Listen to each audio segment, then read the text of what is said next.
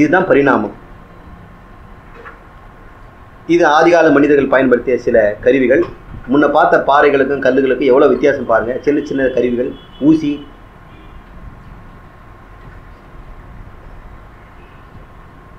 புகை ஓவியங்கள். நியாண்டர்தால் மனிதன், மனிதன் கிடையாதுங்க, மனிதனுக்கு முன்னாடி இருந்த மனிதன், அவனே வரைஞ்சிருக்கான். அவன் இன்னைக்கு நம்மக்கிட்ட இல்லை.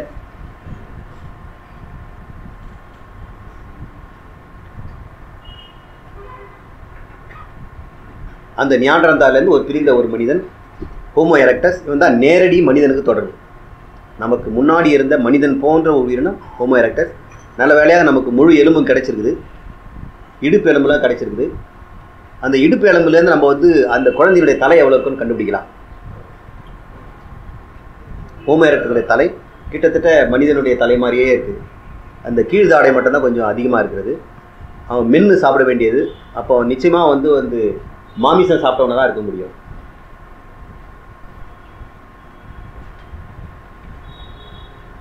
மனிதர்கள்கிட்டே பார்த்தீங்கன்னா வெஜிடேரியன்ஸ் இருக்கிறவங்களுக்கு பார்த்தா கொஞ்சம் வயிறு பெருசாக தான்.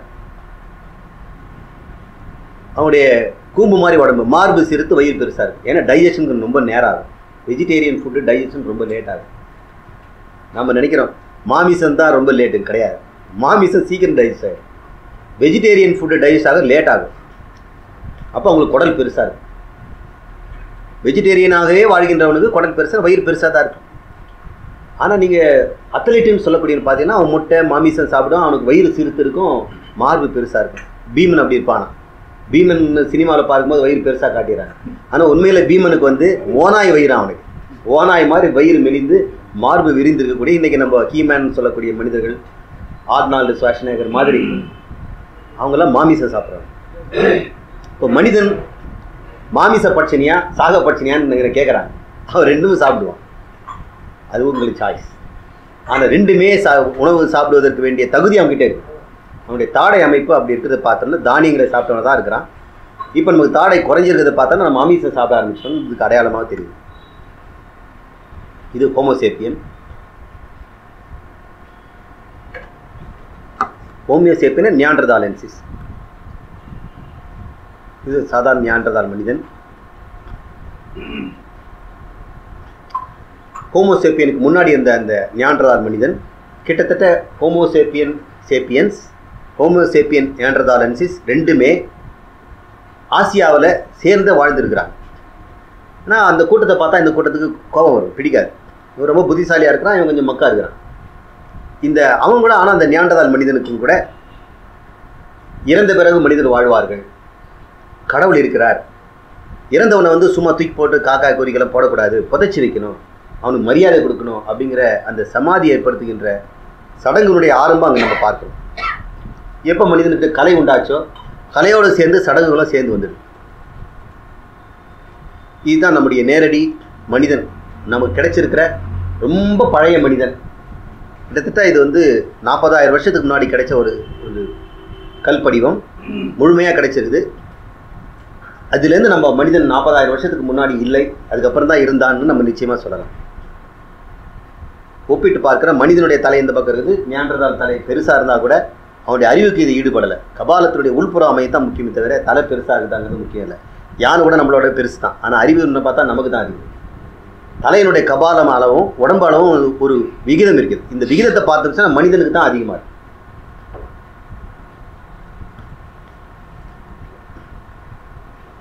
அந்த காலத்தில் இருக்கக்கூடிய சில வடிவங்கள் அப்போவே ஆதிசக்தி வழிபாடு ஆப்பிரிக்காவிலே இருக்குது. இந்த சக்தி வழிபாடுங்கிறது தாயை வந்து வழங்குவது. நான் முன்ன சொன்னேன், கடவுள் வந்து உபாதான காரணம் நிமித்த காரணமாக இருக்காரு. Material cause and maker cause. செய்யப்படும் பொருள் செய்பவன், ரெண்டுமே அவரே தான். அப்போ செய்யப்படும் பொருளை வந்து பெண்மையாகவும் செய்பவனை ஆணாகவும் வைப்பது நம்முடைய ஒரு மரபு, ஒரு சம்பிரதாயம். அப்படி பார்க்கும்போது இந்த பிருத்திவின்னு சொல்லக்கூடிய நிலம் அது விதை போட்டால் முளைக்கிறதுனால ஒரு பெண்மையாக பார்க்குறாங்க. அது விதைப்பவன் வந்து ஆணாக பார்க்குறாங்க. இது வந்து சமுதாயத்தில் இருக்கக்கூடிய ஒரு மரபு. அப்படி பார்க்கும்போது இந்த தாய் வணங்குகின்ற பழக்கம், சக்தி வழிபாடுங்கிறது சிவன் வழிபாடுக்கும் முந்தி இருக்குது. எப்போவுமே பெண்மையை வணங்குறது வந்து நம்ம நாட்டில் மட்டும் இல்லை, ஆப்பிரிக்காவில் ஆரம்பிச்சிருக்குது. அங்கேயும் தான் நமக்கே வந்திருக்கு. அது அடையாளமாக இந்த ஆதிசக்தி வழிபாடு, ஒரு தாய்மை பார்த்தீங்கன்னா ஒரு அழகான பெண்ணாக காட்டப்பட்டல. நல்ல ஒரு தாய் 10-15 குழந்தைகள் பெற்றவை எப்படி இருப்பா? ஒரு பருத்த உடம்பு, இடுப்பு அகலமாகவும் பெரிய மார்புகளோடு இருக்கக்கூடிய ஒரு தாயை வந்து வரைஞ்சிருக்கிறாங்க. இன்றைக்கி நம்ம வந்து சக்தி உமையை பார்வதி பார்க்கும்போது பார்த்தா வந்து ஒரு கலை நயத்தோடு பார்க்கும் பொழுது உலக அழகி மாதிரி வரைஞ்சிருக்கிறாங்க சிலை. சிவனுக்கு பக்கத்தில் இருக்க பார்வதி பார்த்தா மெல்லிய இடுப்பாகவும் ஒரு நல்ல நேர்த்தியான வடிவத்தை பார்க்கணும். அது கலையினுடைய வெளிப்பாடு. ஆனால் ஆதி காலத்து மக்கள் வந்து ஆதிசக்தியை வந்து உற்பத்தி ஸ்தானமாகவும் மிகப்பெரிய படைப்பு பொருளாகவும் பார்க்கும்பொழுது அந்த வடிவத்தை அவங்க கொடுத்துருக்குறாங்க. சரி, இந்த மனிதன் ஆரம்ப 40,000 வருஷத்துக்கு முன்னாடி 80,000 வருஷத்துக்கு முன்னாடி இருந்த கூட்டம் அதுதான் கொஞ்சம் கொஞ்சமாக இப்போ மனிதனாக வந்திருக்கு. இவங்க எங்கே முதல்ல இருந்தாங்க அப்படின்னா ஆப்பிரிக்காவில் தான் இருந்திருக்காங்க. ஆப்பிரிக்காவில் இந்த மையப்பகுதியில் 160 1000 வருஷத்துக்கு முன்னாடி ஒரு கூட்டம் இருந்தது. அந்த கூட்டம் தான் பிரிஞ்சு ஆப்பிரிக்காவுடைய தென்னாப்பிரிக்கா வரைக்கும் வந்திருக்குது. இன்னொரு கூட்டம் 92,000 வருஷத்துக்கு முன்னாடி அந்த அரேபியா கிட்ட போயிருந்தது மெசபடோமியாவில். அதுக்கு மேலே யூரோப்பில் வந்து 30,000 அப்படின்னு போட்டிருக்காங்க. இந்தியாவுக்குள்ள பாருங்க 80,000 வருஷத்துக்கு முன்னாடி இந்தியாவுக்குள்ள ஒரு மனித கூட்டம் வந்திருக்கு. இப்போ நியாண்டர்தால் மாதிரி அந்த கூடவே இருந்த மனித இனம் அவங்க தான் நாம. இப்போ நாம் எல்லாருமே ஆஸ்திரேலியாவில் இருக்கக்கூடிய மனிதனாக இருந்தாலும் சரி, மலேசியாவில் இருக்கக்கூடிய மனிதனாக இருந்தாலும் சரி, சீனாவில் இருந்தாலும் சரி, அல்லது பெய்ஜிங் சொல்லக்கூடிய அந்த சைபீரியாவில் இருக்கக்கூடிய மனிதனாக இருந்தாலும் பார்த்தா எல்லாருமே ஆப்பிரிக்காவில் தான் வந்திருக்கிறாங்க. படிப்படியாக அவங்க இடம் பெயர்ந்துக்கிட்டே இருக்கிறாங்க. இடம் பத்தாமல் நகர்ந்துருக்கிறாங்க. அது எதுக்கு சார் வந்து இப்போ அமெரிக்காவில் பார்த்தீங்கன்னு சொன்னால் ரொம்ப லேட்டஸ்ட்டாக தான் போய் மனிதன் சேர்ந்துருக்கிறான். அவன் கூட இந்த ஆசியாவுடைய கடைசியில் இருக்கக்கூடிய இந்த பேரிங் ஜலசந்தின்னு சொல்லுவாங்க, அதை தாண்டி அமெரிக்காவில் நுழைஞ்சிருக்கிறான். அங்கே பூலோகம் இப்படி இருக்கிறதுனால ஆசியாவிலேருந்து அப்படியே அமெரிக்காவுக்குள்ளே போகிறதுக்கு ஷார்ட்கட். அது நீங்கள் கொலம்பஸ் போகும்பொழுது தான் அவர் வந்து அட்லாண்டிக் கடலில் தாண்ட வேண்டியது கப்பலில். ஆனால் மனிதன் நடந்து போகும்பொழுது ரஷ்யா வழியாக சைபீரியா வழியாக அந்த பேரிங் ஜலசந்தியை போகணும்னா அமெரிக்காவுக்குள்ளே நுழைஞ்சலாம். கனடாக்குள்ளே ஒரே நிலப்பரப்பு. அங்கே வந்து ஒரு 20 10 கிலோமீட்டர் இந்த பனி காலத்தில் வந்து ஐஸ் மூடி இருக்கிறதுனால நடந்து போயிடலாம், கடல் தெரியாது. அப்படி மனிதன் ரொம்ப லேட்டாக ஒரு 22,000 வருஷத்துக்கு பின்னாடி தான் அமெரிக்காவிலே கூட்டிகிட்டு போனான். அந்த மனிதர்களும் பூர்வீக மக்கள் இருக்கிறாங்க. அவங்கள பேர் இந்தியன் தான் பேர் வச்சுருக்கிறாங்க. கொலம்பஸ் வந்து இந்தியன் பேர் வச்சுட்டார். ஏன்னா இந்தியாவை தேடி அவர் போனார். அவர் இந்தியா கண்டுபிடிப்பதில் அமெரிக்கா கண்டுபிடிச்சிட்டு அங்கே வாழ்ந்தவங்களுக்கு இந்தியன் பேர் வச்சுட்டார். அவர் வெஸ்ட் இண்டீஸ் அப்படின்னு பேர் வச்சார். இப்போ நம்ம வந்து சிவப்பிந்தியர்கள் 2 இந்தியன் சொன்னால் நமக்கு அவங்களுக்கு சம்மந்தம் இல்லை, அவங்க பிற்காலத்தில் வந்தவங்க. இப்போது இது ரொம்ப முக்கியமான தகவல். 80,000 வருஷம் அல்லது 60,000 வருஷத்துக்குள்ள இந்திய நாட்டுக்குள்ள ஆப்பிரிக்கா மக்கள் தான் உள்ளே வந்திருக்கிறாங்க. அப்போ கண்ணங்கரையில் உள்ளே வந்தாங்களா அப்படின்னா அப்படி சொல்ல முடியாது. அவங்க ஏற்கனவே இந்த 92,000 வருஷமோ 30,000 யூரோப்பு போகும்பொழுதே அந்த நிலப்பரத்துக்கு ஏற்ற மாதிரி கொஞ்சம் வெள்ளை தோலை அடைஞ்சிருக்காங்க. நேர்த்தியான முகமும் அந்த அங்க அடையாளங்களும் கொஞ்சம் மாறி இருக்கு. அவர்களுடைய கொஞ்சம் ஒரு பகுதி தான் இங்கே உள்ள நுழைஞ்சிருக்கிறாங்க. இப்போ நம்மக்கிட்ட ரிலேஷன்ஷிப்பை பார்த்தோம்னு சொன்னால் எகிப்து மக்கள் கிட்ட ரொம்ப ஒற்றுமை இருக்கிறது பார்க்கணும். எகிப்து நாட்டில் இருக்கக்கூடிய அந்த சிலை வடிவங்களை பார்த்தோம்னா நம்முடைய திராவிட இந்திய நாட்டு மக்களுடைய பார்க்கணும். இப்படி உள்ள நுழையும்போது ஒரு இனம் தான் உள்ள நுழைஞ்சிருக்கு. அந்த ஒரு இனம் தான் இங்கே வாழ்ந்து கொண்டிருக்கு. பின்னாடி இந்த விஞ்ஞானத்துக்கு தெரியாதவர்கள் என்ன பண்ணிட்டாங்க, ஏற்கனவே இந்த இந்திய மண்ணில் தான் கல் தோன்றி முன் தோன்றா காலத்தில் மூத்த குடி மக்கள்னு சொல்லி நாம் பிறந்ததாகவும் இந்தியாவில் தான் மனிதன் தோன்றியதாகவும் அது வேற எங்கே வந்து ஆரியர்கள் உள்ள நுழைஞ்சிட்டாங்களோ அப்படின்னு திராவிடர் பார்ப்பனர் என்ற ஒரு பாகுபாடு ஏற்பட்டு ஒரு பெரிய போர் ஏற்பட்டு அந்த ஆரம்பகால இந்த சிக்கலில் தான் நான் பிறந்துட்டேன். அந்த வாழ்ந்த காலத்தில் தந்தை பெரியார் சில காரணத்திற்காக அந்த ஆயுதத்தை பயன்படுத்தினார். அவர் அந்த ஆயுதம் வந்து நல்லா வேலை செய்தான்னு எனக்கு தெரியல. ஆனால் பெரிய பிரச்சனை அதெல்லாம் ஏற்பட்டு ஒரு பொய்யான ஒரு தகவல் நம்மக்கிட்ட பரவிடுச்சு. ஆரியர்கள் வேற, திராவிடர்கள் வேற. திராவிடம்ங்கிற வார்த்தையே தமிழ் கிடையாது. முதல்ல அதுவே வந்து தமிழில் திராவிடன்ற வார்த்தை எங்கேயுமே கிடையாது. திராவிடன்ற வார்த்தை கோல்டுவெல் ஐயர் தான் இந்த இங்கிலீஷ்காரன் கொண்டாந்து இப்படி பிரச்சனையை உண்டாக்கிட்டான். பிரித்தாடுவதுங்கிறது அவங்களுக்கு கைவந்த கலை. இந்த 2 மக்களை 2ஆக பிரிச்சோம்னு சொன்னால் நம்ம ஈஸியாக அவங்கள அடிச்சிடலாம் அப்படின்றனால அவன் வந்து ஆரியர்கள் திராவிடர்கள் வந்து திராவிடர்கள் அழித்தார்கள். ராமரும் ராவணனும் வந்து திராவிடனும் ஆரியனுக்குள்ள சண்டை அப்படின்னு. அப்போ ஆரியன்னு சொன்னால் ராமன் வந்து ஆரியனை பார்ப்பானா? ராமன் கருப்பு, அவன் ஒரு சத்திரியன், அவன் பிராமணனே கிடையாது. இப்படி வந்து நமக்குள்ளேயே வந்து பிரச்சனைகள் உண்டாக்கி வந்து ஆரியர்கள் திராவிடன் அப்படி கிடையவே கிடையாது. ஏன்னு சொல்கிறேன்னா உறுதியாக சொல்ல முடியும், இது கற்பனையில் வரைந்த படம் கிடையாது, டிஎன்ஏவின் அடிப்படையில் கண்டுபிடிக்கப்பட்ட உண்மை. மனிதனோட டிஎன்ஏவை வைத்து ஆராய்ச்சி பண்ணும்பொழுது ஒவ்வொரு மனிதனும் ஒவ்வொரு இனமும் எப்போ எப்போ வந்ததுங்கிறத கண்டுபிடிக்க முடியும். எப்படின்னு உங்களுக்கு ஒரு ஷார்ட்கட் சொல்கிறேன். 52 கார்டு இருக்கக்கூடிய ஒரு சீட்டுக்கட்டு என்கிட்ட இருக்கு. இது ஆப்பிரிக்காவில் வாழ்ந்த மனிதன். 52 என்ன ஆர்டரில் இருக்கோ உங்களுக்கு தெரியும். இந்த ஆர்டர் வந்து பார்த்தீங்கன்னா 7 ஆரம்பிக்கும், அப்புறம் 2, 3, 4, அதில் வந்து சிவப்பு கருப்பு 2 இருக்கும். ஆட்டின் க்ளோவர் அது மாதிரி ஒரு ஆர்டர் இருக்குது இல்லையா? 52 கார்டும் இருக்கும். கடைசி மேலே வந்து கிங் இருப்பார். இது வந்து ஆப்பிரிக்காவில் இருந்த மனிதன். இவன் 2 இனமாக வந்து இனம் போகும்போது கலப்பு ஏற்படும். ஜீனில் வந்து கொஞ்சம் கொஞ்சம் மாற்றங்கள் ஏற்படும். இந்த மாற்றங்கிறது கலக்கிற மாதிரி. நான் எனக்கு இந்த கட்டை வந்து ஒரு குழுக்கள் கொடுக்குறேன். இப்போ உங்ககிட்ட கொடுக்குறேன். இது 2 கட்டு கொடுக்குறேன். ஒன்று குலுக்காதது, ஒன்று குலுக்கந்து. உங்களுக்கே தெரியும் குலுக்கந்து தான் 2வது வந்ததுன்னு சொல்லி. முதல்ல குலுக்காத இருக்கிறது முழுசாக இருக்கிறது முதல் கட்டுன்னு தெரியும். மறுபடியும் 3 தடவை குலுக்க ஒன்று கொடுக்குறேன். இப்போ உங்களுக்கு தெரியும் 2 தடவை குலுக்கந்து எது, 3 தடவை குலுக்கந்து கண்ணு சொல்ல முடியுமா இல்லையா?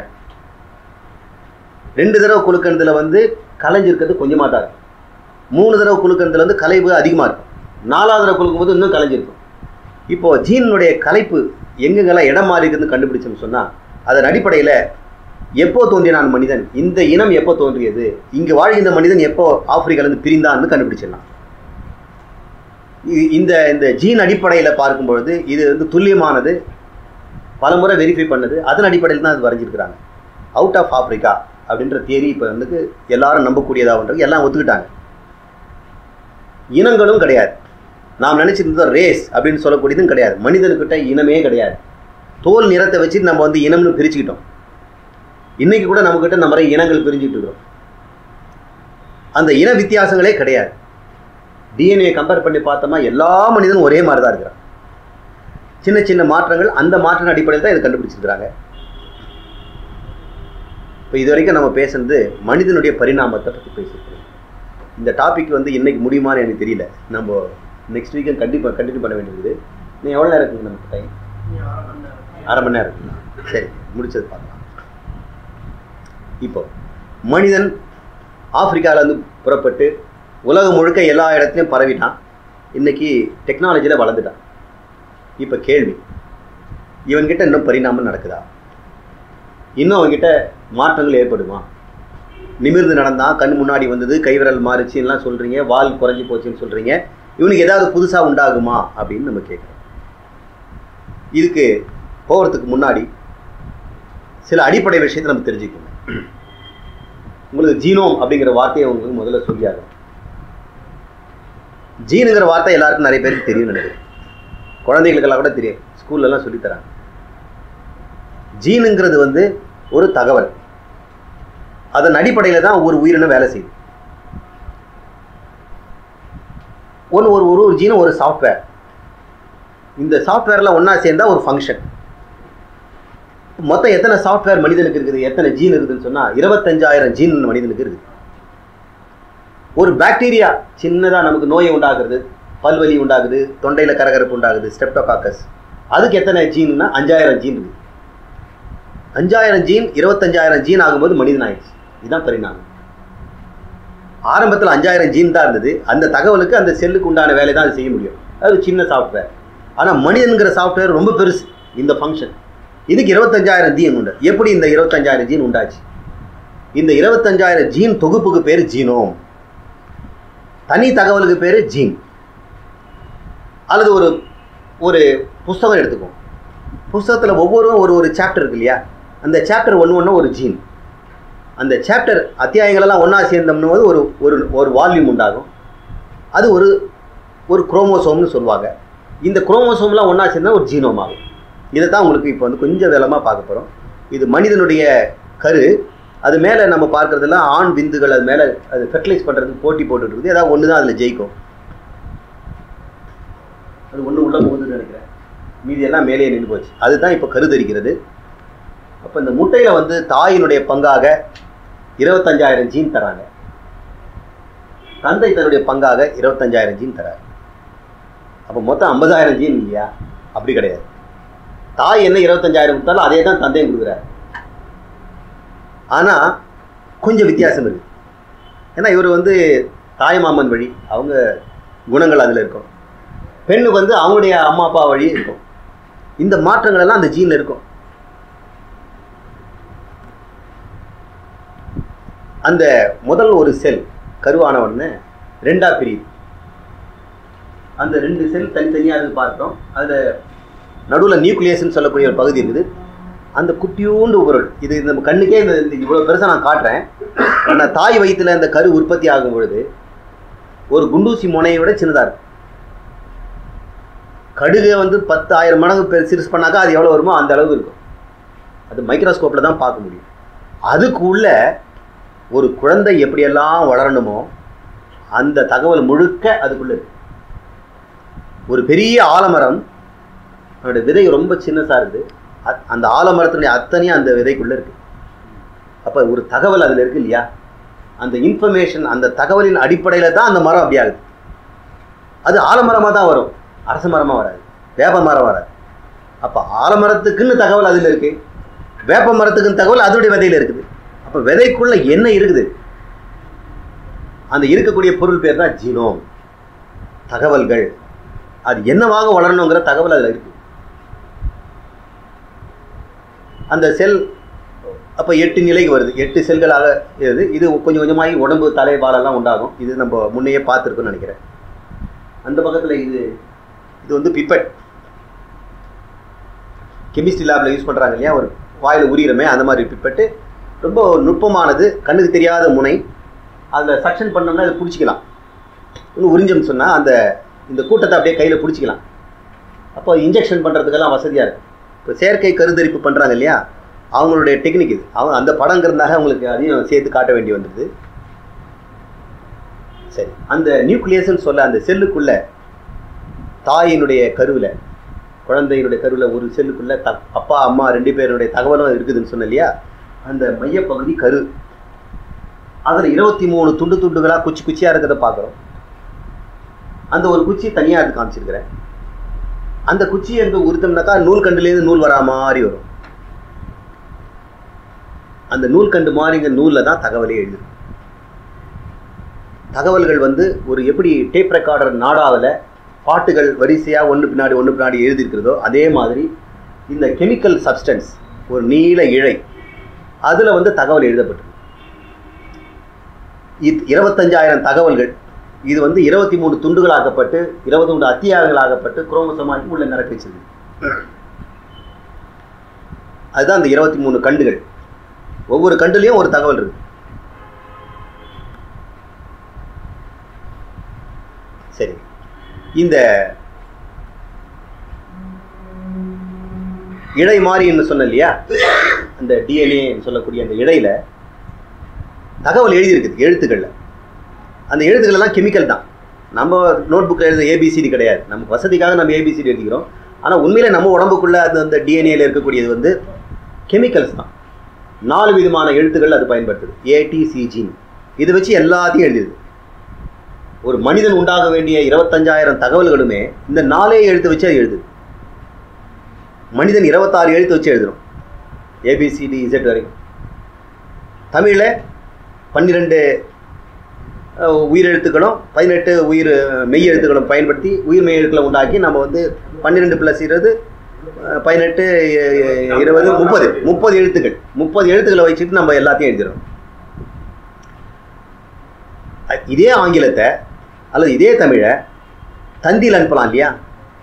அந்த காலத்தை தந்தியில் அனுப்பிச்சுன்னு பெரியவங்களுக்கெல்லாம் தெரியும். தந்தியில் அனுப்பும் பொழுது come immediately father expired, come immediately father is in dangerous condition அப்படின்னு ஏதாவது ஒன்று கொடுப்போம். ஃபாதர் கிரிட்டிக்கல் அப்படின்னு ஏதாவது கொடுப்போம். அப்படி கொடுக்கும்போது ஏன் சுருக்கமாக கொடுத்தாங்கன்னா நமக்கு செலவு அதிகமாகிறதுனால ஒவ்வொரு எழுத்துக்கும் அவங்க எப்படி அனுப்புகிறாங்க தகவல்னு சொன்னாக்கா 2 தட்டு தான். Dish dash dish dash dish dash இந்த 4 சேர்த்து அனுப்புனோம்னாக்கா ஒரு எழுத்து. டிஷ் டிஷ் டிஷ்னா ஒரு எழுத்து, டிஷ் டேஷ்னா ஒரு எழுத்து, டேஷ் டேஷ் டேஷ்னா ஒரு எழுத்து, டிஷ் டேஷ்னா ஒரு எழுத்து, டிஷ் டேஷ்னு ஒரு எழுத்து. இப்படி வச்சுட்டு 26 எழுத்து நம்ம வந்து உண்டாக்கிடலாம் இல்லையா? அது ஏன் சார் அவ்வளோ பெரிய விஷயம்? இன்றைக்கி நம்ம பார்க்கின்ற இந்த மாதிரியான கருவிகளில் இருக்கக்கூடிய மெமரி கார்ட்ஸ், இதில் பாட்டு இருக்குது, படம் இருக்குது, சினிமா இருக்கிறது, எல்லாமே இருக்குது. இது எப்படி எழுதிருக்குது உள்ள? நம்ம பார்க்குற சினிமாவெலாம் எப்படி இருக்குது உள்ள? அதில் 2 எழுத்து தான், 0101 டிஜிட்டல். அப்போ 2 எழுத்து வச்சுட்டு நம்மளால் வந்து சினிமாவும் உண்டாக்க முடியுது, பாட்டை உண்டாக்க முடியுதுங்கும்போது இதெல்லாம் எங்கேருந்து காப்பிடுச்சுன்னா நம்ம டிஎன்ஏல இது ஏற்கனவே இயற்கை செய்திருக்குது. இதுதான் இன்டெலிஜென்ட் டிசைன்னு சொல்கிறேன். இது எப்படி தானாக உண்டாயிருக்க முடியும்? இந்த எழுத்துக்களை தான் இப்போ நான் உங்களுக்கு காமிச்சிருக்கிறேன். இது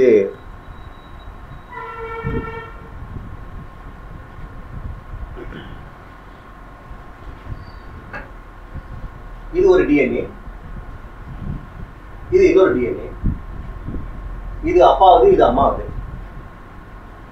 எழுத்துக்கள் எல்லாம் ஒரே மாதிரி ஜி ஜி ஏ ஏ ஏ ஏ. அப்போ தகவல் சமமாக தான் இருக்குது, நோ பிரச்சனை கிடையாது. ஆனால் இந்த இடத்துல பாரு, அப்பா கிட்ட வந்து சி இருக்குது, அம்மா கிட்ட வந்து டி இருக்குது. ஒரு மிஸ்டேக் வந்துருச்சு. இதுதான் மாற்றம். அப்போ ஒரு சின்ன எழுத்து பிழையினால அம்மாவுக்கு அப்பாவுக்கும் வித்தியாசம். ஒரு எழுத்து பிழையில் 25,000 தகவல் இருக்கிறதுனாலையும், மொத்தம் 30 பில்லியன் எழுத்துக்கள் இருக்கிறதுனாலையும், 30 பில்லியன் எழுத்துக்கள் இருக்கிறதுனாலையும் ஏதாவது ஒரு இடத்துல பிழை இல்லாமல் இருக்காது. கொஞ்சம் கொஞ்சம் மாற்றங்கள் இருக்க தான் செய்யும். அப்போ இது பேர் பாடபேதம்னு பேர். நான் உங்ககிட்ட வந்து திருக்குறள் 1330 குறளையும் கொடுத்து நீங்கள் அப்போ பார்த்து எழுதி கொடுங்க அப்படின்னு காப்பி. அந்த காலத்தில் ஓலையில் கையில் தான் எழுதுவாங்க, பிரிண்டிங்லாம் இல்லாத காலத்தில். பாடபேதம்னு எப்பவுமே உண்டு. உலகுங்கிறது உலக அப்படின்னு போட்டிருப்பான், அது வந்து ஒற்றுப்பிழை விட்டுருக்கலாம். இந்த பிழையை மறுபடியும் காப்பி பண்ணும்போது அது அடுத்த புக்லேயும் போயிடும். இப்படியாக பாடபேதங்கள் இருக்கும். இப்போது இந்த உவே சாமிநாத ஐயருங்கிறவர் தமிழ்நாடு முழுக்க எங்கெங்கெல்லாம் போய் ஓலை சுவடிகள்லாம் கண்டுபிடிச்சி திருக்குறள்லேயே 40-50 வகையான திருக்குறள்லாம் கொண்டு வந்து எல்லாத்தையும் ஒப்பிட்டு பார்த்து எது கரெக்ட்னு கண்டுபிடிச்சி அவர் தான் வந்து முதல்ல இதான் போட்டார். அந்த ஐயர் இந்த வேலை செய்யலைன்னாக்கா இன்னைக்கு திருக்குறள் நம்மக்கிட்ட கிடையாது. எனக்கு ஆரியர் திராவிடன்னு சொல்கிறோம், அவர் ஒரு ஆரியர் ஐயர். ஆனால் அவர் தான் இன்றைக்கி தமிழ் தாத்தான்னு பேர். அவர் கொடுக்கலன்னு சொன்னால் கலித்தொகையும் கிடையாது, குறுந்தொகையும் கிடையாது, அகநூறு புறநூறுலாம் கிடையாது. அவர் பாடுபட்டு கட்ட வண்டியில் ஊராக போய் தேடித்து ஓலைகளை கண்டுபிடிச்சி அத்தனை கொண்டு வந்து அச்சியத்தினார். சரி, நான் என்ன சொல்ல வரேன்னா, இனங்கள் இல்லைங்கிறது இப்போ நம்ம முடிவாகி போச்சு. இதுலேருந்து நம்ம வந்து இனங்களாக பிரிந்து சண்டை போட வேண்டிய அவசியம் இல்லை. இந்த பாடபேதத்தை நீங்கள் புரிஞ்சுக்கிட்டீங்க இல்லையா? ஒரு எழுத்து மாற்றம் ஒரு முக்கியமான மாற்றமாக இருக்குது. ஒரு எழுத்து மட்டுமில்லை, நிறைய எழுத்துக்கள் மாறும் பொழுது இனம் மாறதான் செய்யும். எனக்கு ஆப்பிரிக்கா மக்களுக்கு ரொம்ப வித்தியாசம் இருக்குது சார். அவன் நீக்ரோ அசிங்கமாக இருக்கிறான், நான் கொஞ்சம் வேறமாக இருக்கிறேன்னா பாடபேதம் வித்தியாசமாகிடுச்சு. அவருடைய டிஎன்ஏல அவருடைய மாற்றங்கள் வேறு, என்னுடைய டிஎன்ஏ இருக்கிற மாற்றங்கள் வேறு. ஆனால் ஒரு பெரிய பழுது கிடையாது. இந்த சின்ன சின்ன மாற்றங்கள்னால உயிரினங்கள் வந்து ஒரே மாதிரி இருக்க முடியாது. ஒவ்வொரு முட்டையிலையும் ஏதாவது ஒரு இடத்துல ஒரு எழுத்து மாற்றம் இருக்கும்.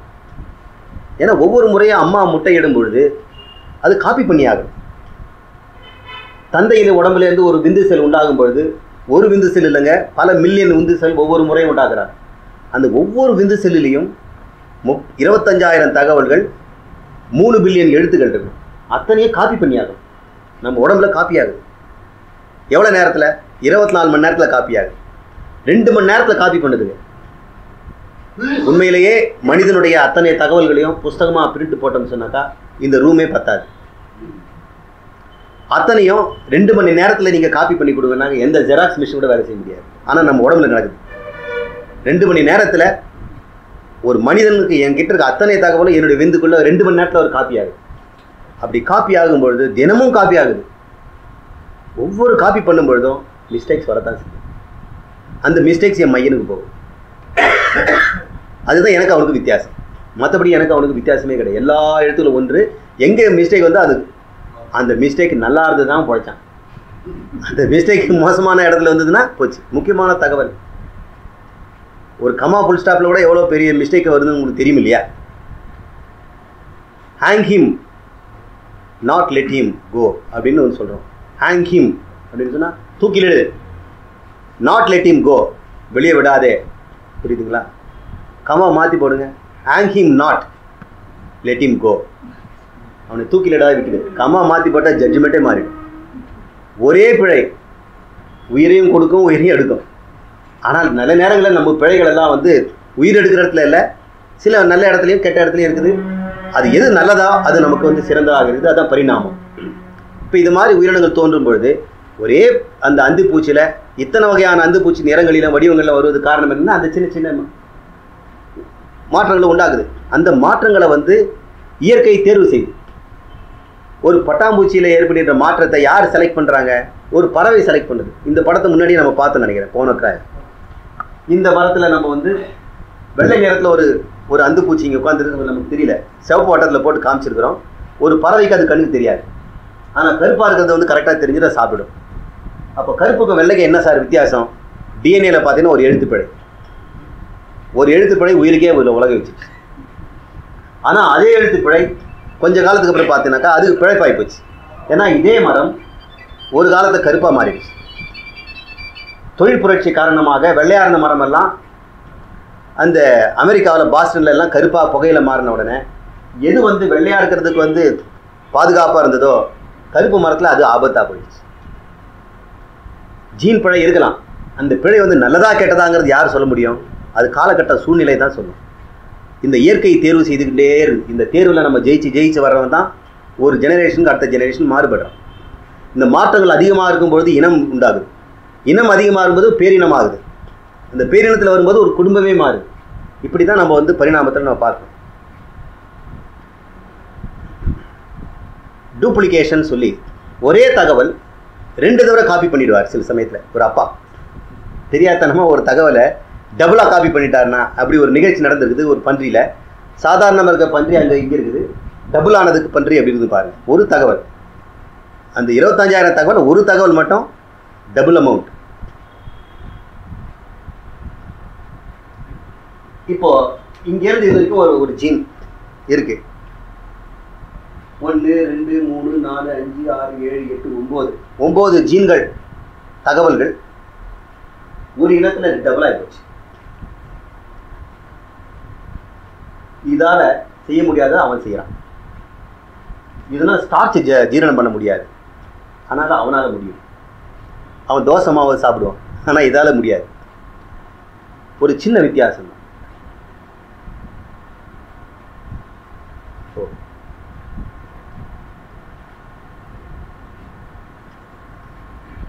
ஒரு தகவலுக்குள்ள எழுத்து பிழை ஒன்று விட்டு போச்சுன்னு சொன்னேன் முதல்ல.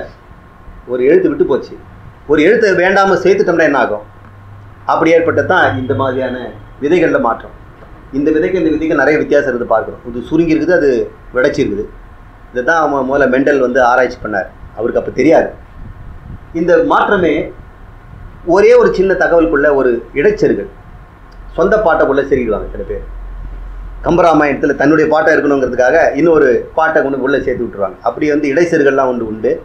அதெல்லாம் வாவும் செய்கிறது தான் இடைச்செருகளை வெளியே நீக்கிட்டு நம்ம கரெக்டாக கடை கொடுத்தாரு. ஓர் எழுத்து வித்தியாசம். இந்த நாய்க்கும் இந்த நாய்க்கும் எவ்வளோ வித்தியாசத்தை நீங்கள் பார்க்குறீங்க இல்லையா சார்? இவ்வளோ பெரிய வித்தியாசம் இருக்குது. இந்த நாய்க்கும் அந்த நாய்க்கும் தொடர்பே இல்லையே.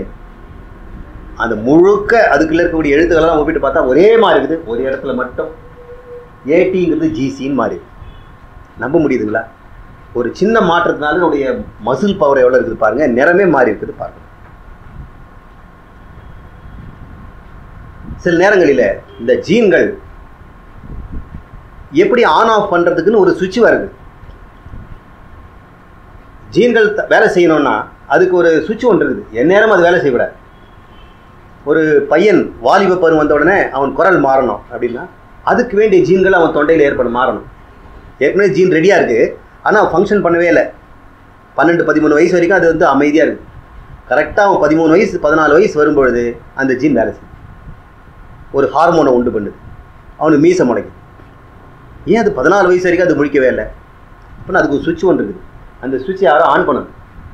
அந்த ஆன் பண்ணுற சுவிட்சில் சில மிஸ்டேக் வரலாம். ஒருவேளை அந்த சுவிட்சு கெட்டு போச்சுன்னு வச்சுங்க, அவன் குரல் மாறவே மாறாது. அவனுக்கு ஹார்மோனே உற்பத்தி ஆகாது. ஒருவேளை அவனுக்கு டெஸ்டோஸ்டீரோன்கிற ஹார்மோன் உற்பத்தி ஆகின்ற ஜீன் வேலையே செய்யாமல் போய் அந்த சுவிட்சு கெட்டு போச்சுன்னு சொன்னால் அவன் ஆணாக பிறந்து கூட ஆணாக வாழ முடியாது. அப்போ என்ன ஆகும் சார்? ஏற்கனவே அவங்க அம்மா கொடுத்த ஒரு ஜீன் இருக்கு இல்லையா, அது ஈஸ்ட்ரோஜன் அப்படின்னு ஒன்று, அது வேலை செய்ய ஆரம்பிச்சிடும். ஈஸ்ட்ரோஜன் வேலை ஆரம்பிச்சுன்னா பொம்பளை ஆகிடும். ஒரே சின்ன பிழை தான், கண்ட்ரோல் மெக்கானிசம், சுவிட்ச் மெக்கானிசம். அவன் பிறக்கும் பொழுது அந்த தாய் வளர்க்கும் பொழுதோ என்ன தெரியல, அவன் பாவம் புண்ணியமோ எப்படியெல்லாம் அங்கே வேலை செய்யணும் நமக்கு தெரியல. அப்போ ஒரு பாவமும் புண்ணியமும் எங்கே வேலை செய்யணும்? ஜீனில் தான் வேலை செய்யுது. நாம் சொல்கிற பயாலஜி படி ஜீன் படி தான் நான் பிறந்திருக்கிறேன், நீ எங்கே பாவ புண்ணியம் சொல்கிறேன்? அடே, உனக்கு ஜீனில் இந்த மாற்றம் வருவதற்கே பாவம் தான் காரணம்.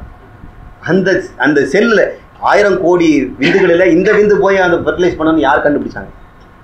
எல்லாமே ஒரே மாதிரி இருக்கும்போது இதில் இந்த விந்து போய் இருந்து ஃபெர்டிலைஸ் பண்ணி நீ பிறக்கணும்னு இருந்துனாக்கா அதை யார் அதை கண்டுபிடிச்சிருக்க? இந்த போட்டி யார் ஒன்று கண்ட்ரோல் பண்ணுறா? அப்போ ஏதோ ஒரு பாவ புண்ணியம்னு ஒன்று இருக்கிறத பார்க்குறோம். இப்படி அந்த சின்ன ஒரு டெஸ்டோஸ்டிரான்கிற ஒரே ஒரு ஹார்மோன் போதாக்குறையினால் ஒரு பெண்மையை வந்துருக்கு. ஏன்னா டிஃபால்ட்டு பெண்மை தான். இது விட்டதுன்னா அதுதான் வந்துடும், வேறு வழியே கிடையாது. அதை அடக்கி வைக்கிறதே இந்த ஆண்மையில் இருக்கக்கூடிய டெஸ்டோஸ்டிரான். டெஸ்டோஸ்டிரான் இருக்கிற வரைக்கும் அந்த பெண்மை வெளியே வராது. ஒவ்வொரு ஆணுமே பெண் தான், எல்லாருமே பெண்கள் தான். டெஸ்டோஸ்டிரான் இருக்கிற வரைக்கும் தான் நம்ம ஆண்கள். டெஸ்டோஸ்டிரான்களுக்கு போயிடுச்சுன்னு சொன்னால் அதுக்கப்புறம் நம்ம பெண்ணாக மாறிட வேண்டியது. இது தவிர்க்க முடியாத ஒன்று. இது சுவிட்ச் மெக்கானிசம். இந்த சுவிட்ச் தாவரங்களோட அது மாதிரி சில நிகழ்ச்சி ஏற்படுத்துது. ஒரு சில தாவரங்கள் 1 வருஷம் வாழக்கூடியது இருக்கும், பல ஆண்டுகள் வாழக்கூடியது இருக்கும். இந்த சின்ன மாற்றத்தினால 1 ஆண்டு வாழக்கூடியது பல ஆண்டு வாழக்கூடியதாக மாறிடும், பல ஆண்டு வாழக்கூடியது 1 ஆண்டாக மாறிடும். அப்படி நம்ம பார்க்கணும்னா கரும்புகள், சோளம்லாம் பல்லாண்டு பயிர் தான், ஆனால் ஓராண்டு பயிராக மாறிடுச்சு. எல்லாம் ரொம்ப டெக்னிக்கலாக இருக்குது, கொஞ்சம் மன்னிச்சுங்க. இது தகவல் தெரிஞ்சுதான் ஆகணும். இப்போ நம்முடைய கடைசி பகுதிக்கு வரணும். மனிதன் அடுத்து என்ன ஆவான்? இந்த உடல் ரீதியாக, ஜீன் ரீதியாக, தகவல் ரீதியாக மாற்றங்கள் ஏற்பட்டால் தான் பரிணாமம் வருதுன்னு சொல்லி தெரிஞ்சுக்கிட்டோம். பரிணாமத்துக்கு இந்த ஜீன் மாற்றங்கள் தான் காரணங்கிறோம். மனிதன்கிட்ட ஜீன் மாற்றம் வருமா வராதா? கட்டாயம் வந்து தான் தீரும். ஆனால் நாம் மிருகம் கிடையாது. Self conscious people. நான் எப்படி இருக்கணும்னு நான் விரும்புகிறேன், என் குழந்தை எப்படி இருக்கணும்னு நான் விரும்புகிறேன். ஆனால் எந்த மிருகமும் அப்படி விரும்புறது கிடையாது. அப்படி ஒரு பிழை ஏற்பட்டு பரிணாமத்தில் ஒரு மாற்றம் ஏற்பட்டால் அந்த அம்மா அப்பா விட்டுருவாங்களா? அந்த குழந்தைய பரிணாமத்துக்கு விடுவாங்களா, விட மாட்டாங்களா? சரி, எக்ஸ்ட்ரா ஒரு விரல் முளைச்சிடுச்சுன்னா என்ன பண்ணுவாங்க? வேதனைப்படுவாங்க. இந்த உடம்பு தான் பெஸ்ட்டு. இந்த உடம்புல எந்த மாற்றம் ஏற்படவும் நாம் அனுமதிக்கவே மாட்டோம். பரிணாமம் எவ்வளோ முயன்றாலும் சரி மனிதன் விட மாட்டான். ஏன் சார் அப்படி? ஏன்னா அவனுக்கு அறிவு இருக்கு. பரிணாமம் தான் அந்த அறிவை கொடுத்துச்சு.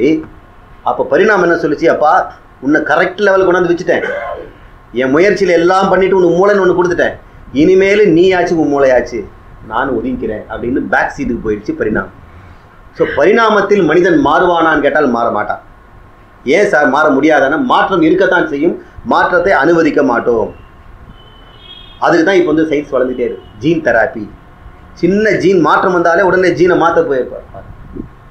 எந்த மனிதனும் தன் குழந்தைக்கு ஒரு எந்த விதமான மாற்றம், காதில் கொஞ்சம் மாற்றமோ, கண் ஒரு கோணையாகவோ, நான் சொன்ன மாதிரி தலையில் வச்சு மூக்கில் வந்துடுற மாதிரி எல்லாம் ஒரு மாற்றம் வரும்னு எதிர்பார்த்தோம்னு சொன்னால் அதை நாம் அனுமதிக்கவே மாட்டோம். மற்ற விலங்குகள் அனுமதிச்சிடும். ஏன்னா அது தெரியாது, அது கான்சியஸ் இருக்குது, ஆனால் செல்ஃப் கான்சியஸ் கிடையாது. உலகத்தை அறிகிறது, ஆனால் தன்னை அறிவதில்லை. மனிதன் உலகத்தையும் அறிகிறான், தானையும் அறிகிறான். நான் இருக்கிறேன்னு எனக்கு நல்லா தெரியுது, ஆனால் மிருகத்துக்கு நான் இருக்கிறேன்னு தெரியாது, உலகம் இருக்குது தெரியுது. எது உணவு, எது ஆபத்துங்கிறது தெரியுது, ஆனால் நான் இருக்கிறேன்னு அதுக்கு எதுவுமே தெரியறது இல்லையே.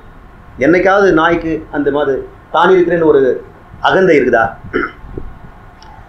நாய் கண்காட்சியில் பார்க்குறேன், விதவிதமான நாய்களை கொண்டு அலங்காரம் பண்ணி அதுக்கு பவுடர் பூசி ரிப்பன் கட்டி எல்லாம் ஷேப்பெல்லாம் பண்ணி கொண்டாந்து வைக்கிறாங்க. அது தலை எங்கே வால் எங்கேன்னு தெரியாத ஒரு நாய் இருக்குது, தலையிலே வைத்து தேய்ச்சிட்டு போகிற நாய் ஒன்று இருக்குது. இதெல்லாம் கொண்டாந்து காட்டுறாங்க. அப்புறம் ஒரு ஆள் மட்டும் ஜெயிச்சிடறார். அவங்க நாய் அழகு போட்டியில் ஜெயிச்சிடுச்சு. அவர் ஷாம்பென்லாம் போட்டு கொய் கொடுத்து எல்லாம் கை தட்டுறாங்க, ஒரே மகிழ்ச்சி. தோற்று போனவங்க முதல்லாம் ரொம்ப வாடுது. இந்த நாய்களை கொஞ்சம் பாருங்க, யாருக்கும் எந்த கவலையும் கிடையாது. அது கொஞ்சம் கொலாகிட்டு இருக்கான், நீ எப்படி இருக்கிறா, நான் எப்படி இருக்கிறேன், என்ன எப்படி பண்ணி வச்சிருக்கா அவங்க தலையை, உன் வாழை எங்கே ஆச்சு, என்ன வெட்டி போட்டான் வாழை, ஏன் வாழை இருக்கக்கூடாதா நமக்கெல்லாம் அப்படின்னு அது அதை பற்றி கவலையே படுறதில்லை. ஆனால் நாம் தான் கவலைப்படுறோம். இந்த கவலைப்படுவதுக்கு என்ன காரணம்? எனக்கு வெற்றி எனக்கு தோல்விங்கிறது நமக்கு தான் உண்டு, நாய்களுக்கு இல்லை. ஆனால் நாய்கள் தான் அங்கே போட்டியில் கலந்துக்குது. அப்போ கான்ஷியஸ்னஸ் எல்லாத்துக்கும் இருக்குது. செடி கொடி மரத்து கூட கான்ஷியஸ்னஸ் இருக்குது. ஆனால் செல்ஃப் கான்ஷியஸ், தன்னை அறிகின்ற தன்னறிவு, நான் இருக்கின்றேன்ற அறிவு எனக்கு மட்டும் கொடுத்துட்டான். இதுக்கப்புறம் பரிணாமம் எப்படி வரும்? நான் எப்படிப்பட்டவன் நான் அறிந்த பிறகு நான் எப்படி மாறுவேன்? I will not permit myself to change. So பரிணாமம் இதோடு நின்று போச்சு. பரிணாமம் நின்று போச்சுன்னு சொன்னால் நீங்கள் வச்சுட்டோம். அப்போ எங்கே தான் பரிணாமம் நடக்கும் சார் அப்படின்னு சொன்னால், பரிணாமம் இருக்கிறது, அது பண்பாட்டில் நடக்கும். மனிதன் உடம்பிலிருந்து மாறி உள்ளத்தில் மாறுகிறான். அந்த உள்ள மாற்றம் தான் அடுத்த பரிணாமம். அதைத்தான் நம்முடைய முழுமை அறிவியலில் ஆரம்பத்திலேருந்து பேசிக்கிட்டு வந்தோம். இது வந்து இன்ட்ரோடக்டரி சாப்டர் நம்ம நடுவில் சொல்ல வேண்டி வருது. ஆனால் இன்ட்ரோடக்டரி சாப்டர் நான் முதலே சொல்லியிருந்தேன்னா அந்த கூட்டம் வந்திருக்காரு. இன்றைக்கி நீங்கள் பொறுமையாக கேட்குறீங்க. நான் இது முதல் டாப்பிக்காக நான் பேசியிருந்தேன்னா நீங்கள் உட்காந்துருக்க மாட்டீங்க. அதனால தான் நான் தந்திரமாக கொண்டாந்து பின்னாடி சொல்கிறேன். இனிமேல் பரிணாமம் உடல் ரீதியாக அல்ல, உள்ள ரீதியாக நாம் மாற வேண்டும். அதிலே பரிணாமம் உண்டு. அதுக்கு முடிவு இருக்கிறதா?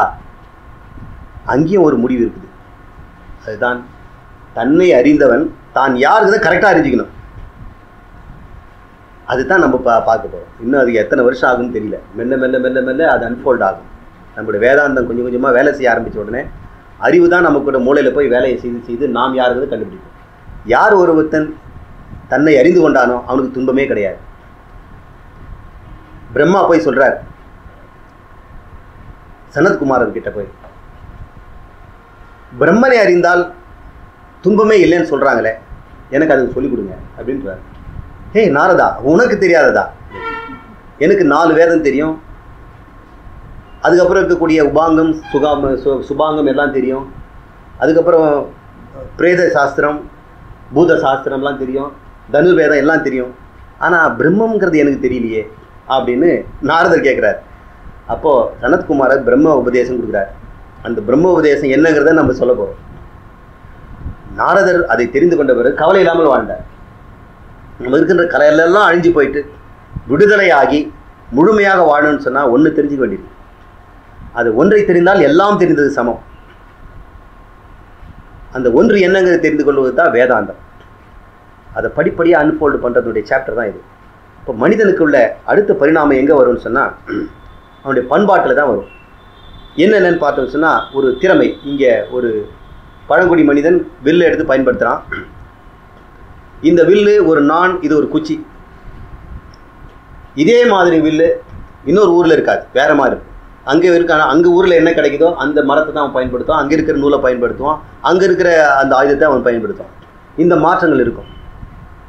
இன்னொருத்தன் வந்து கண்டுபிடிப்பான், என்னப்பா இது குச்சியை வச்சுட்டு நூலை கட்டிகிட்டு இருக்கிற, இதனுடைய பவர் எவ்வளோ தூரம் போகும்?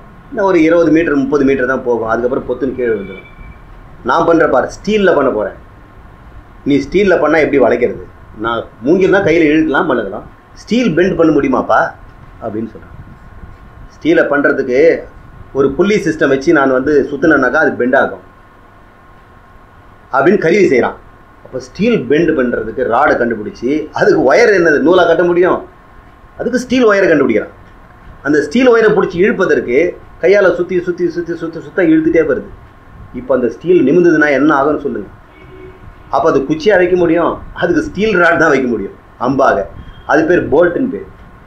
ஸோ இது பேர் வந்து ஆர்ச்சரியில் முக்கியமானது.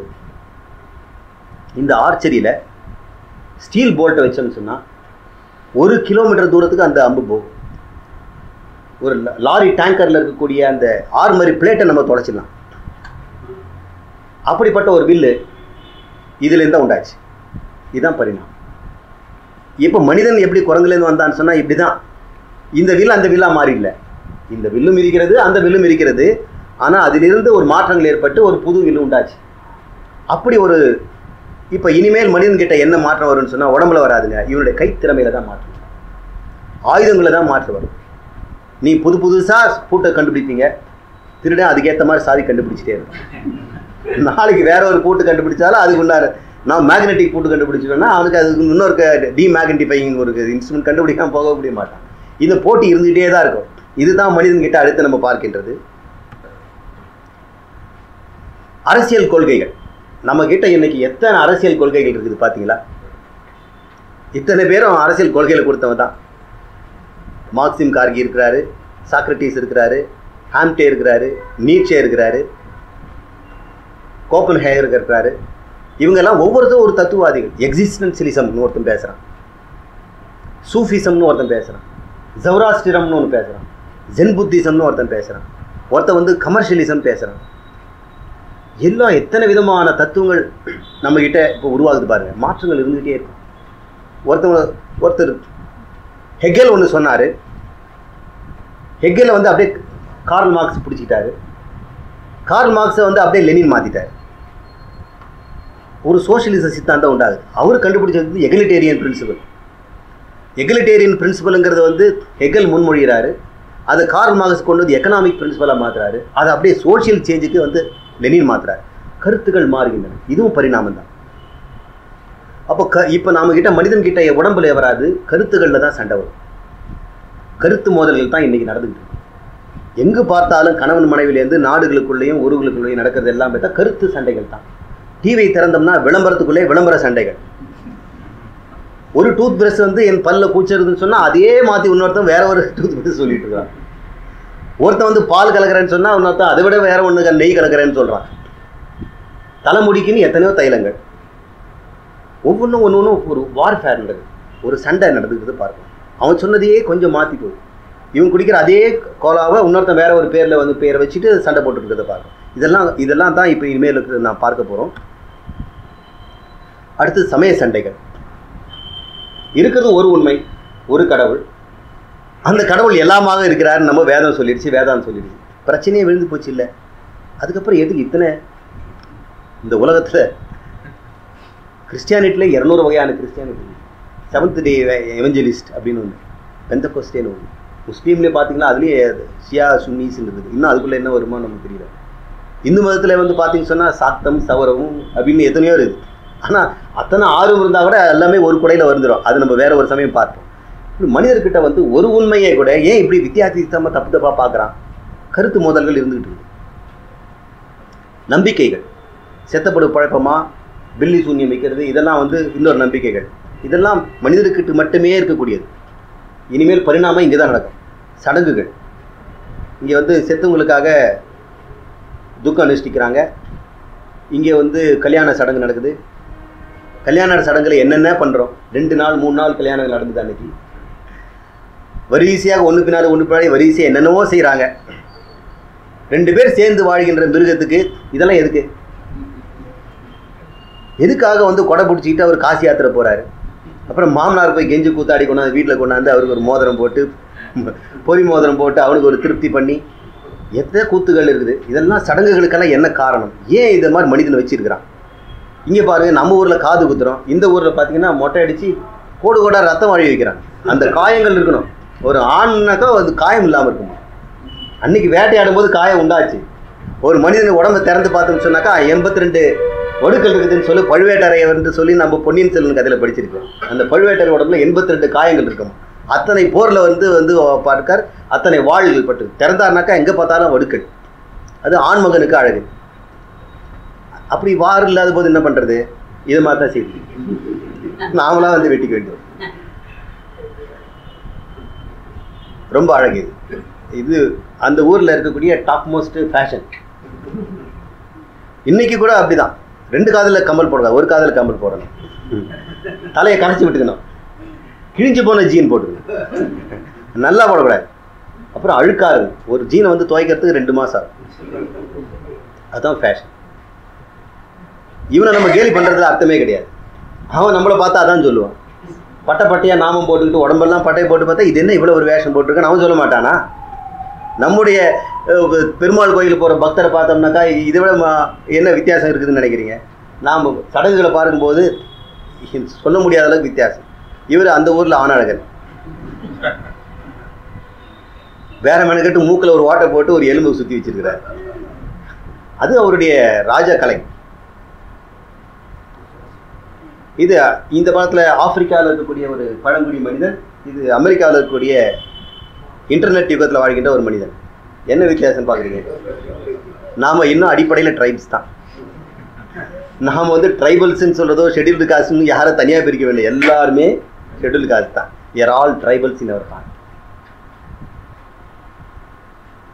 இது அல்ட்ரா மாடர்ன். போர்கள், விளையாட்டுகள்.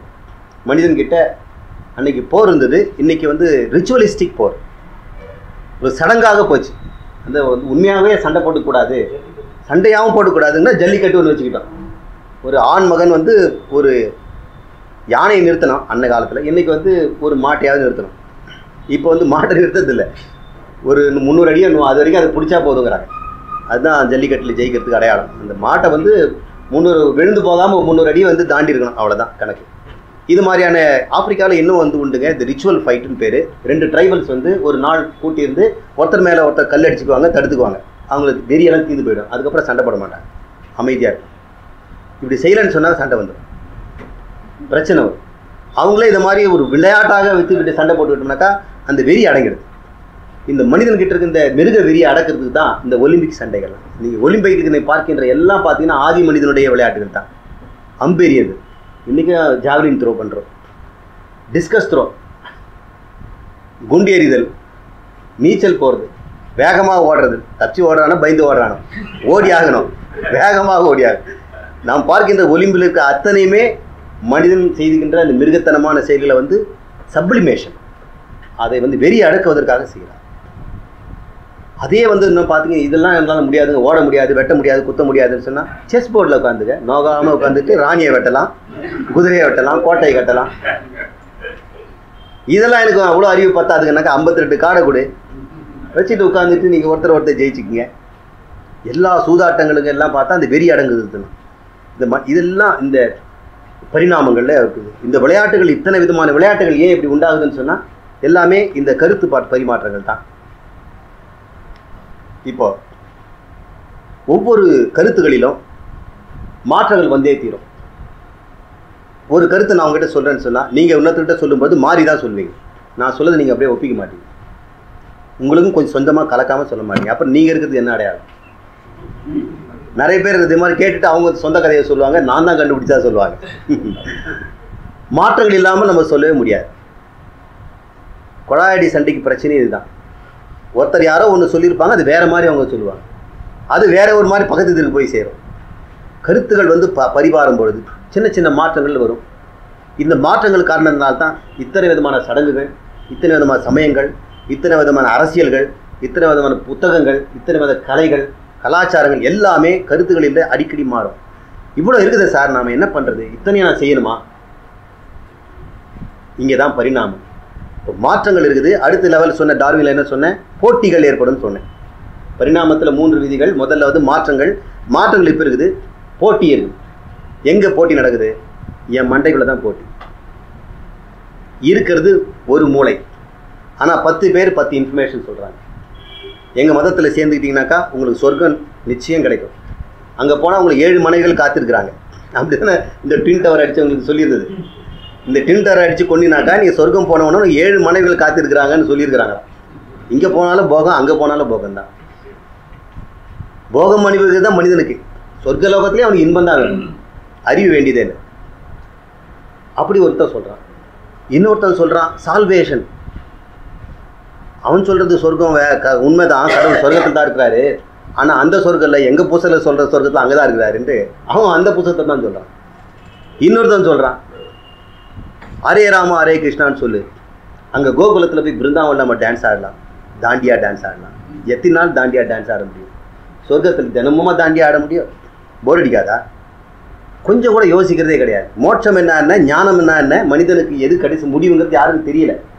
எங்கேயோ போய் எங்கேயோ சந்தோஷமாக இருக்கிறான். நிலையில்லாத ஒன்று இங்கே எது இருக்கிறது நிலையில்லாத, அங்கேயும் அதே தான் நிலையாக இருக்க முடியும்.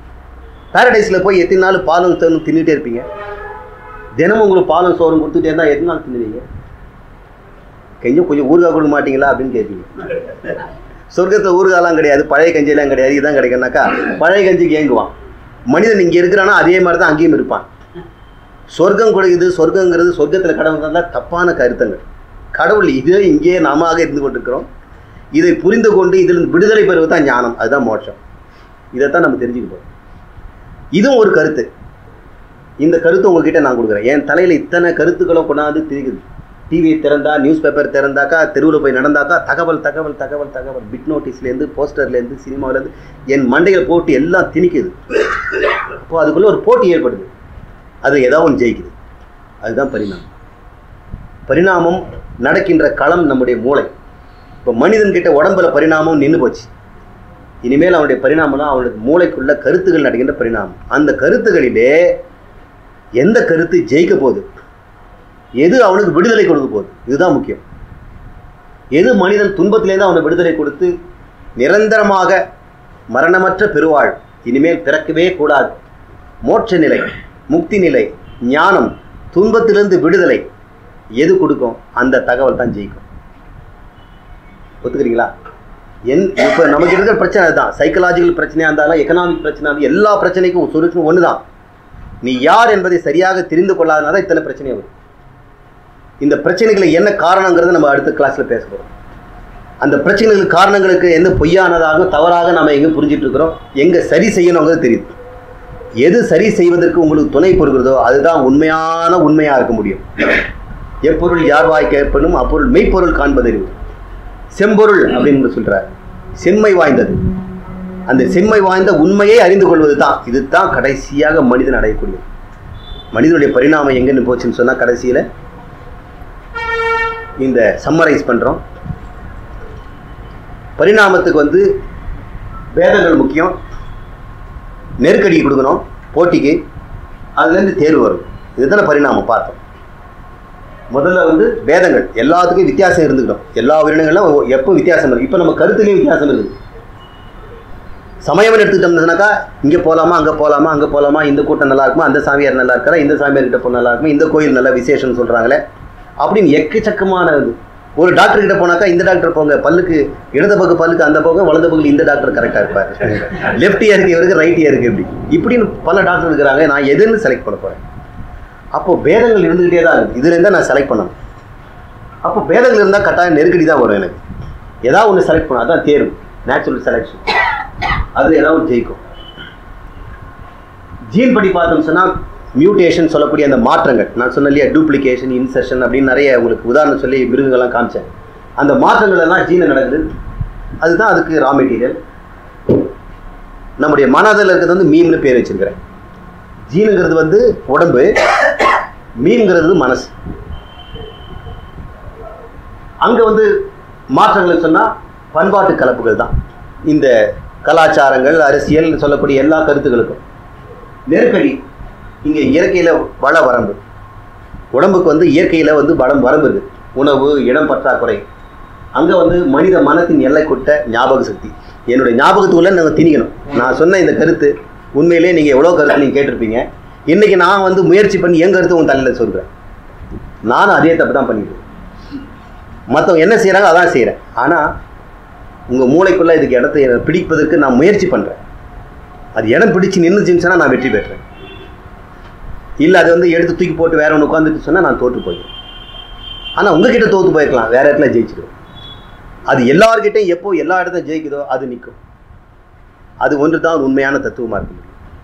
7000 8000 வருஷமாக வேதாந்தம் இன்னைக்கு இருந்து கொண்டிருக்கிறது, அழிக்கவே முடியலை. 700 ஆண்டு காலம் நவாப் ஆட்சியாக இருந்தாலும், 400 ஆண்டு காலம் ஆங்கிலேயர் ஆட்சியாக இருந்தாலும், இன்றைக்கும் நம்மக்கிட்ட ஜெயிச்சுட்டு இருக்கிறோம்னு சொன்னால் அது உண்மையாகத்தான் இருக்க முடியும். அந்த உண்மையை தான் நம்ம தெரிஞ்சுக்கணும். அது ஒன்று தான் ஜெயிக்கும். இது ஏதோ நான் போட்டிக்காகவோ நான் இது உயர்ந்த கருத்துன்னு சொல்ல வேண்டாம். எல்லாருக்குமே தேர்வுன்னு ஒன்று இருக்குது. அது ஜெயிச்சா ஜெயிக்கட்டும், அது தோத்தாலும் எனக்கு கவலை கிடையாது. உண்மை எப்பவுமே ஜெயிக்கும், தர்மம் வெல்லும். அது தர்மம், அது உண்மை. அதுக்கு எந்த நோக்காடும் கிடையாது, அந்த நஷ்டமும் கிடையாது. அது நஷ்டமடைவது உங்களுக்கு தான். யார் ஒருத்தர் அதை புரிந்து கொள்ளவில்லையோ, அந்த உண்மையை தெரிந்து கொள்ளவே, அந்த நஷ்டம் அவனுக்கு தான். அந்த காம்படிஷனில் அதை அவன் விடைக்கிட்டு வேற ஒரு கருத்தை எடுத்து வாங்கிட்டு போனான்னா மறுபடியும் அந்த தப்பை செய்ய வேண்டி வருது. என்னைக்கா ஒரு நாள் அந்த உண்மையை கண்டுபிடிக்க முடியாது, போகாது. அன்னையோட அந்த பரிணாமம் முடியுது. அந்த உடம்புக்கு எல்லாருக்கும் கிடையாது, மனித குலம் எல்லாருக்கும் கிடைக்காது. எந்த உடம்பு, எந்த உள்ளம், உடம்பு அடைந்ததுக்கு பரிணாமம் முடிஞ்சு போச்சு. மனிதன் கடவுள் கொடுக்கும் பொழுது இந்த உடம்பு தான் கடைசியாக கொடுத்துருக்கிறார். இதை பயன்படுத்தி கொண்டு நீ கரையான உண்மையை, நான் எங்கேருந்து நான் உன்னை படைச்சனோ என்கிட்ட நீ சேர், என்னை நீ புரிந்து கொள், நானாக உன்கிட்டே இருக்கிறேன், நீ உன்னை புரிந்து கொண்டாயா அப்படின்னு ஒரு தேர்வு வைக்கிறார். அதுக்கு தான் இத்தனை போட்டிகள் வருது, இத்தனை சமயங்கள். அந்த சமயத்தில் ஒரு சமயம் சொன்னாக்கா நாட் ஒன் சிங்கிள் இன்ஸ்டன்ஸ், எது செம்பொருள் எது உண்மை, அந்த தத்துவ விசாரத்தை நம்ம செய்து தத்துவம் மசி அதுவாக நீ இருக்கிறாய், அதுவும் நீயும் ஒன்று, இந்த ஒரு தத்துவத்தை மட்டும்தான் நம்ம புரிஞ்சுக்க போல போகிறோங்க. இது வந்து பல கூட்டமான தத்துவங்களில் ஒரு போட்டிக்காக நான் வச்சு தான் நினச்சிக்க வேண்டாம். என்னை பொறுத்த வரைக்கும் நான் எல்லா கருத்துக்களையும் மூளையில் போட்டு திணிச்சு அலசி ஆராய்ந்து ஒரு பரிணாமத்தில் வரும்பொழுது நான் தேர்ந்தெடுத்த முத்தாக இது ஒன்று இருக்கிறது. அந்த முத்தை நான் வந்து இன்னும் கடங்காக வருவேன். மற்ற முத்துகளையும் நம்ம போட்டியில் எடுத்து பார்ப்போம். ஏன்னா வந்து விசாரணைன்னு வந்துடுச்சுன்னு சொன்னால் அதையும் போட்டு விசாரி தான் ஆகணும். சுபக்கம் சொல்லி என்னுடைய பக்கத்தை நான் ஆர்கியூ பண்ணணும், வேதாந்தத்தை நான் ஜெயிக்க வைக்கணும். பரபக்கம் சொல்லி மற்றவங்களுடைய பக்கத்தையும் நான் உங்களுக்கு சொல்லணும். ரெண்டுத்தையும் ஒப்பிட்டு பார்த்து நீங்கள் கரெக்டாக கண்டுபிடிங்க. இங்கே லாஜிக்கல் திங்கிங்கே தேவையில்லை. Let it allow inside your mind. உங்களுடைய கான்ஷியஸ் ஜட்ஜ் பண்ணட்டும். எது உண்மையாக உங்களுக்கு சொல்யூஷன் கொடுக்குதுன்னு பாருங்கள், எது எல்லா கஷ்டங்களையும் நிவர்த்தி கொடுக்குதுன்னு பாருங்கள். தற்காலிகமாக நிவர்த்தி ஒருத்தன் கொடுக்கலாம். எங்ககிட்ட வாங்க, உங்களுக்கு வந்து இது கொடுப்பேன் இது நல்லா ஆகிடும், கேன்சர் நல்லா ஆகிடும், பிரார்த்தனை பண்ணால் நல்லா ஆகிடும்னு சொல்லி எல்லாம் ஜபம் பண்ணலாம், எல்லாம் பண்ணலாம். ஆனால் அது இந்த உடம்புக்கு இந்த ஒரு உயிருக்கு தான். இன்னும் வரப்போன்ற உடம்புக்கு உயிருக்கு யார் உத்தரவாதம் தர போகிறாங்க? அதை யார் காப்பாற்றுவாங்க? யார் எது கடைசி வரைக்கும் கொடுப்பாங்க? அந்த ஆலோசனை வரணுங்கிறதுனால மனித பரிணாமம் உடம்பு வரைக்கும் நின்று போச்சு. இனிமேல் நடப்பது எல்லாமே அவனுடைய அறிவு பரிணாமம் தான். அந்த அறிவு பரிணாமத்திலையும் நிறைய பேதங்கள் இருந்து கொண்டிருக்கின்றன. அதில் வந்து போட்டிகள் இருக்கின்றன. அதில் எது ஜெயிக்குமோ அது நிலைக்கும். இது வந்து கமர்ஷியல் போட்டியோ அல்லது வந்து பொருளாதார போட்டியோ கிடையாது. இது உண்மையை தேடி அலைகின்ற போட்டி. அதில் ஒரே ஒன்று தான் உண்மையாக இருக்க முடியும். அதில் பல சாய்ஸ் கிடையாது, ஒன்று தான். அது என்னங்கிறது நம்ம இனிமேல் பார்ப்போம். இதோட நம்முடைய இன்னைக்கு டாபிக் முடியுது வெற்றிகரமாக. இது ரொம்ப பெரிய டாப்பிக்கே. இன்னைக்கு இடைவிடாமல் ரொம்ப டெக்னிக்கலாகவும் போயிட்டு பேசியிருந்தேன். உங்களுக்கு பொறுமையாக இருந்ததுக்கு நான் நன்றி தெரிகிறேன். இதோடு நம்ம விடைபெறுவோம். டைமாச்சு.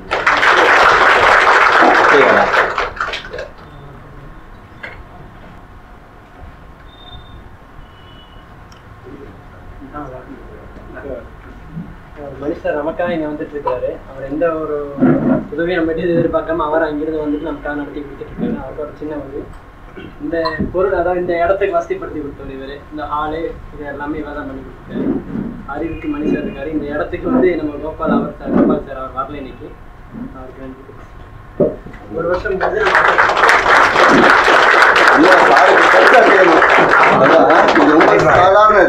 நான் எதிர்பார்க்கல.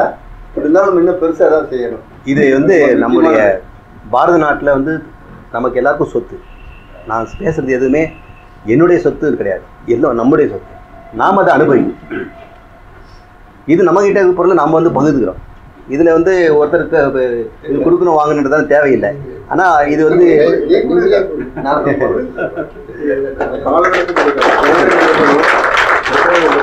அப்படியா,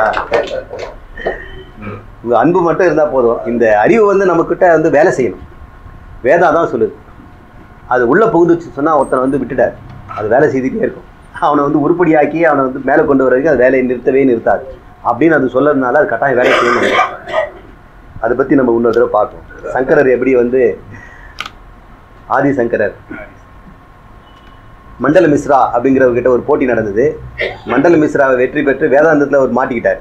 அப்புறம் அவர் எப்படி மாறினாருன்னு ஒரு கதையை சொல்கிறேன்.